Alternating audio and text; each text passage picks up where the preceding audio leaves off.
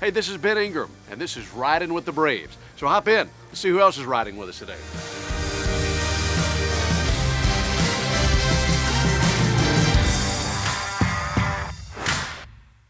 Snit. Oh. Hey, Ben. Let's go to work. So this is a new Blazer, huh? Yeah. Nice. Pretty cool. All right, we have a lot to get to, don't we? Here's something I've wanted to ask you about for a while, and this goes way, way back. This goes back to your Little League team. You guys were, from what I can understand, a bunch of underdog, ragtag kids. Oh, that was a high school team. High school team. Yeah, okay. high school. Yeah, no, Macon Ironmen. And the story behind this is you guys didn't have uniforms, or? Well, we had uniforms. There was like 3 different kinds. I mean, if you'd see the picture, everybody's kind of, a couple of guys got one kind on. And I mean, it was a small farming community. And and this is in Illinois. Macon, Illinois. And we had we didn't lose a conference baseball game my 4 years of high school. Really? And it was just a good group of guys. I mean, we were pretty good. How many guys were on the team? Oh, probably 12, 14, something like that. And maybe. it was a smaller school? Yeah, 270 kids in the high school. So it was kind of like the baseball version of Hoosiers. Hoosiers, exactly. That's exactly what it was. And we started this run, and we started beating teams, and we were playing into Decatur, Illinois, into the bigger high schools and beating them. And next thing you know, we're in the state tournament in Peoria, Illinois, and beat Chicago Lane Tech. They had 5,000 boys, and we had 270 kids in our whole high school. But, it was unbelievable. Well, the whole story was made into a book, right? Chris Ballard, a feature writer for the Sports Illustrated, did a big article on it in Sports Illustrated. And he went and met all the guys and went up to Macon and hung out with them and really enjoyed getting to meet all the guys and all my former teammates and classmates. And so he wrote the Sports Illustrated article. And he liked it so much that he went back, did more research, and then he wrote the book, One Shot It Forever. But, I said, shoot, by the time they make that movie, everybody I'd want to play me is going to be too old or whatever. So, who would play high school Brian Snitker in a movie? I always thought, somebody like Brad Pitt or Heath Ledger or something. Some exquisitely handsome young man. Yeah, right. Somebody with a real body and all that kind of stuff. So back then, I mean, did you know that you wanted a life in baseball, or were you just playing and having a good time? Or when did it click for you that you wanted to be a professional baseball player? One of my high school teachers, Tom Sanchez, burst on the scene the year after we went to the state tournament. And he had played pro baseball and had some contacts. And, he kind of brought it to myself and a couple of other guys that, you guys might be good enough to get signed. Mm-hmm. And I thought, well, that's kind of cool. I just, thought about going and playing baseball in college, and so I ended up going to junior college in Illinois. From there, went to University of New Orleans, was drafted by the Cubs. And this is fun. I broke my thumb, got in a collision and screwed my thumb up in my junior year. The Cubs drafted me, so I was a little bit leery about playing because I hadn't played. But so I didn't sign, and then I went back to New Orleans. It's funny because I didn't play and I got drafted. Then when I played the whole year, I didn't get drafted. So that's kind of where my career was going. So then Bob Didier, who was going to manage an old Braves catcher, was scouting for the Braves. Right. And he was going to manage the rookie league team. And he's from down Louisiana, so he had seen me and brought 3 of our guys from our team. And so I signed kind of pretty much to fill out a rookie league roster. Really? With the Braves, yeah.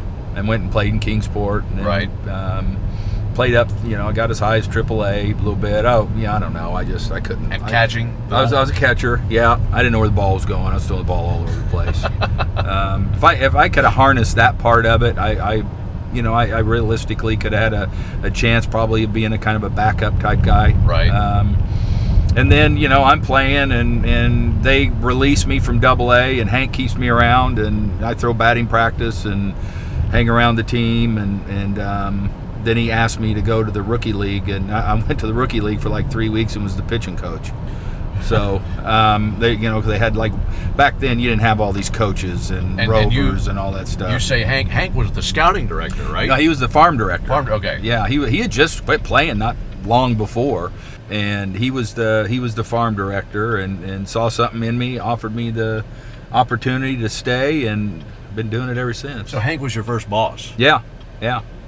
That's wild to think about. Yeah, no, I know. I mean, I'm so indebted to him, and he's been such a good friend over, the last 43 years. I mean, we still are very close, and I talk to him every chance I get. Mm-hmm. And, I used to go up in his office in the winters and sit and talk with him, and it's wild, too, because, you'd sit and you'd talk for 5 minutes and the phone would go off. And, I mean, he's and Cito Gaston and I became really close friends because when I started the coaching career, he had started his coaching career with Hank because he'd played with Hank. Right. And we were roommates in instructional league, and we'd sit and talk a lot. And he's like, the guy's hit over 700 homers. He hit 755 homers. A lot of people after him. Right. So you'd go there and sit in his office, and it was kind of busy. And in between calls, you'd sit and talk, and it's kind of cool. Was it surreal? I mean, and at what point did it wear off? Or I mean, it did. After a while, it was just like it's Hank. I mean, we'd play racquetball together in instructional league, go out and eat. I mean, that was the chore. I mean, My God, just, it's Hank Aaron. He doesn't go out and have a nice casual dinner because everybody's, I really don't want to bother you, but they do. Right. And but it was really neat, talking to him. And he was great to work for. My God, he gave you a team. He turned you loose. He didn't micromanage anything. And everybody wanted to just do the best job they could for him. Yeah. Because he'd call, like, that's every 10 days. Susan Bailey, his secretary, would call, and it's like, Hank wants to talk to you. And it's, how's the family? Do you need anything? Mm-hmm. Everything going good? And at the half, he'd want to move somebody that was doing good, and it didn't have to be the top prospect. Right. It sounds like to me, and you correct me if I'm wrong, that, look, your playing career ended. He makes you the pitching coach. Did you have previous aspirations of coaching or being a manager, or did it just happen to fall into your lap? No, I never thought about being a manager. I thought probably what I would do was go back, get my degree, and stay and probably coach in college, something like that.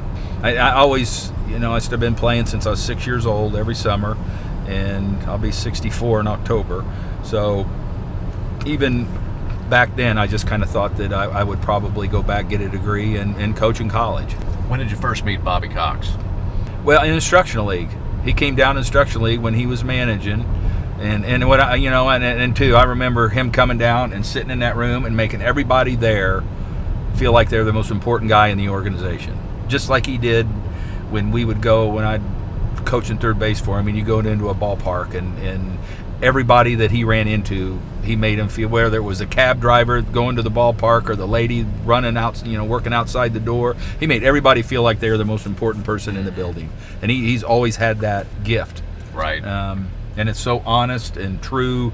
And, I met him there in instructional league probably 81. But he came down and then I went to big league camp the following year to throw batting practice. Mm-hmm. And, and that was my kind of the first, day in, day out. And he wanted to take me. He wanted me to catch in the bullpen and throw batting practice. And Hank was like, no, I got plans for this guy. So in retrospect, I'm glad he didn't. Yeah. So it sounds like Bobby had as much of an impact on you away from the field as he did with the actual job of manager. Yeah. No, I mean, I would go back to spring training, and I remember in spring training going down the dugout when he was managing the Blue Jays, at West Palm, and you kind of peek your head in the dugout, and he's like, "Come on in and sit down," And then when he came back as a GM, and I was managing Sumter, South Carolina, and he spent a lot of time with us during the kind of when he and Paul Snyder were putting together our minor league system that ended up in the 14-year run. I mean, he was very involved and very visible, and so that was a pretty unbelievable thing too, to witness how all that worked and how the makings of the product that we've had for so many years. How did you meet your wife, Ronnie, and how in the world did you convince her to sign up for all this? Yeah, we went all over the place. I don't know that she really had any clue what the heck she was getting into, but we were in instructional league, and it's actually Cito had a friend there that set here. Ronnie and I were both single, so they set us up on a blind date, and we started dating in instructional league. I went to see her. She was from Pittsburgh, and she was teaching in right outside of Sarasota, outside of Bradenton, and she'd been down there because she went to college in Pennsylvania and then hated the winter, so she ended up, I think, in Homerville, Waycross, Georgia. Okay. Couldn't get those Yankee girls farther south. Her and a friend of hers were speech therapists. I remember her telling us, like, don't you teach our kids how to speak like Yankees, So, but she was in outside of Bradenton teaching, and so we just got, we were both didn't know anybody, a lot of people around there, and we were single, so we kind of started hanging out and doing things together on off days, and we go out and eat every now and then, and that's how it started. I mean, next thing you know, she came, saw me the next year when I was managing, and I think we got married the following year. I bet you could go on and on about how much of a help she has been for you. Oh my God! I mean, having to do everything. Yeah, no, she raised the kids. I mean, it's I had her come stay with me for a while just to see what this life's about. Right. And I don't know that she really ever, I don't know that you could ever, on a short sample size, know what you're getting into. But we got married, and she was great about, she's holding down a full-time job.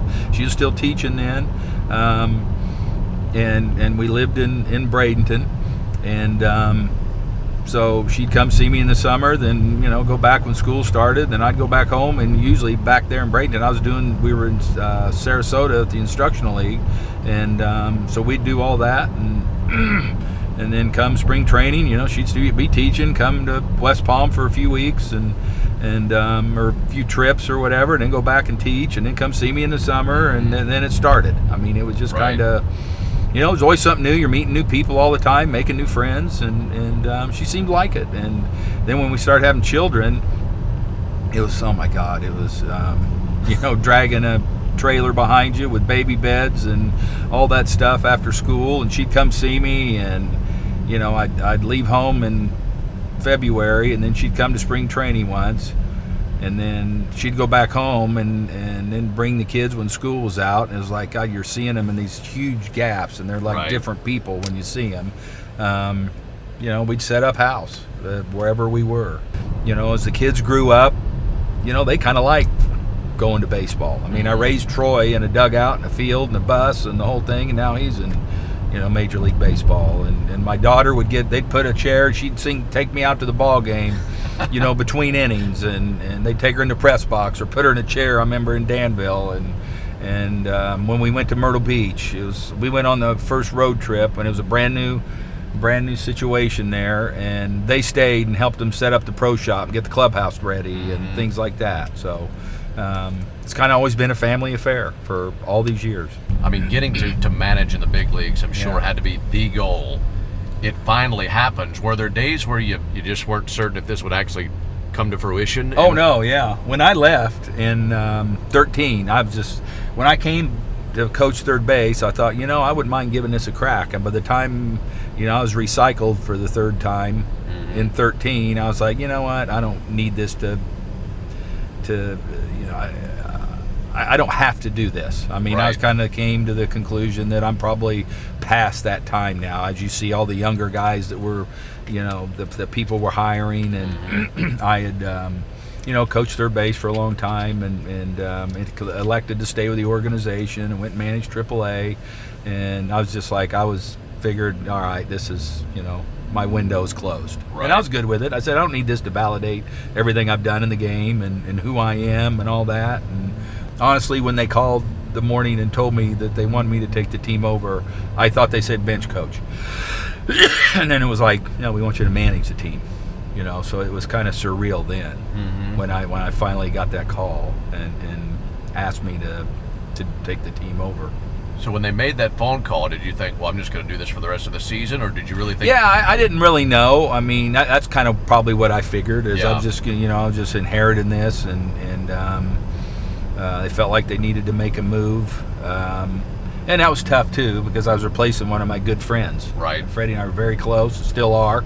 He's a wonderful guy, great baseball guy, and didn't work out. It happens. I mean, I get that. I mean, now, especially since I'm in the chair. I mean, it's just, and you see what goes on. It's just the way it is. I mean, but yeah, I just figured it'd be through the year. And then, when the year was over, I kind of went, I had an interview And I remember I told him after my first interview, we met at a restaurant during this at the end of the summer when the season was still going on. I was like, well, I'm 62, 61 years old, whatever it is. That's my first job interview I've ever had. Really? Yeah. I mean, I've never interviewed for a job. I've been here, I signed here in 77 and been here ever since. Mm-hmm. And, there's a couple times that, things happened that I, had explored going elsewhere. And it was like, I just, and even in 13 when I got recycled in, I was like, I'm not going anywhere and start over if I can stay here. And, this is kind of where I belong. It's with the Braves.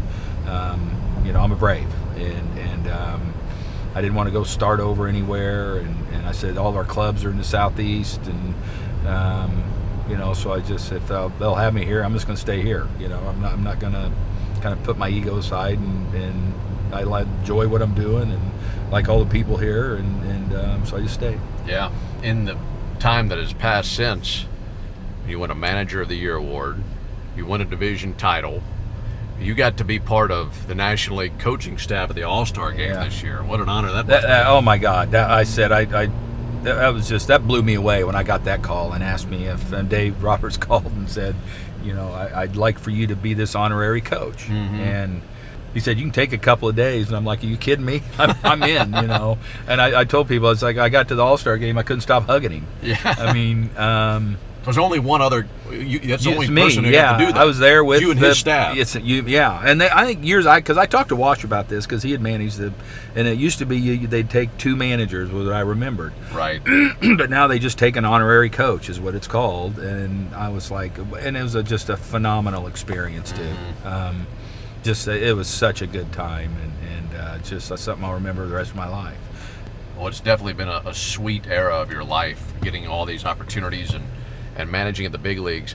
I want to, with all those years in the minor leagues, can you remember the time where you felt the furthest away from the big leagues, where you just felt like, man, am I just spinning my wheels here? What am I doing? There were times because I got up here relatively quick as the bullpen coach in '85, and then after that year they had a changeover and went back to the minor leagues. '86, '87, Bobby brought me back here in '88. And then in 90, I went back to the minor league. So I was like 16 years between my jobs here. Right. I left as a first base bullpen coach during the 90 season at like about the half. Yeah. And then it was 16 years in between gigs here. Right. And so during that time, I was like, I just did it because I really enjoyed what I was doing. Mm-hmm. And I kind of just felt like, well, this is probably not going to happen. And then, I got back as a third base coach. That was a wild call, too. I was at Mass on a Saturday evening in 05. Mm-hmm. Or no, 06, I'm sorry. After the season in 06. I was with my mom and Ronnie, and I get a call, and I could tell it was a ballpark number. And I was like, I better take this. So I left Mass, went outside, and it was John Sherholtz, said he wanted me to come up and be the third base coach the next year. And then that probably, that blew me away too. Right. To think that I could get back then and do that job. And so that was another aha moment, I guess. Or whatever. Prayers are answered quickly. That yeah, exactly. Yeah. So, I mean, and that was pretty cool. I was like, well, shoot, this thing's kind of opening up again. Yeah. It's I had no clue. I didn't know because I think Freddie left, and I think to manage the Marlins is what that opening was. And I don't know what, because I'd been passed over so many other times for positions, and it was kind of, that blew me away probably as much as the call to manage the club. Mm-hmm. You have any bus breakdowns? Oh God, did we? Did you? When I was a player, we broke down going from in Alabama somewhere. We ended up spending the night in this guy's machine shed, and we'd had it because the bus driver and the farmer took the tire off, and they had to go in town to fix the tire. The guy's wife came out, made brought us sandwiches and sodas, and we're laying on hay bales. And I remember Steve Bedrosian, the guy had a bull, and he was over there screwing with this bull, and it's like, man, don't piss that thing off. I remember one time the bus broke down leaving after a night game, and we had to go check back into the hotel, and the rooms are still dirty, the sheets are all, we just went back into our rooms that hadn't even been cleaned. Yeah. And then so we get another bus that day, it breaks down going to, I think we were going to Columbus, Georgia. We ended up getting to Columbus, Georgia like 10 minutes before the game. Right off the bus, right into the right off to the bus. You know, we went in, put dirty uniforms on, and went and played the game. We had to hold the game back so the guys could get loose. I mean, that was just some kind of long day. Ended up getting the Braves buses they sent for us. But, you know, that's like, too. And you break down on the side of the road, and there's not a whole lot of room between that bus and all these semis and things like that are going. And, you know, and it gets a little scary. Yeah. And, you know, or the air conditioning goes off in the buses, and it's just absolutely miserable. I remember after my last year managing AA, I told Ronnie, it's like, I don't think I can do this because my body just is not handling all these long, you know, my back, my neck. It just wasn't real conducive for physical health. Right. And I was here we are. We just drove up to this beautiful stadium here, and I got an office in there. That's just it's still, every time I get so excited every time I drive to work to come to this this stadium and get out and go in, and I look around and I tell players when they get here, when we call them up, or new guys in trades, it's like, man, this is, you know, it's like being on a cruise ship. Yeah. They just nailed this whole area right here when they built it, and it's such a, you know, it's an honor, a privilege to be able to come and be the manager of the Atlanta Braves. Well, I love your story. I thank you so much for telling a lot of your story today. I know a lot of Braves country thoroughly enjoys hearing these stories, so thanks so much for your time. No, my pleasure, Ben. You got it, man. Okay, man. See you Thanks. soon.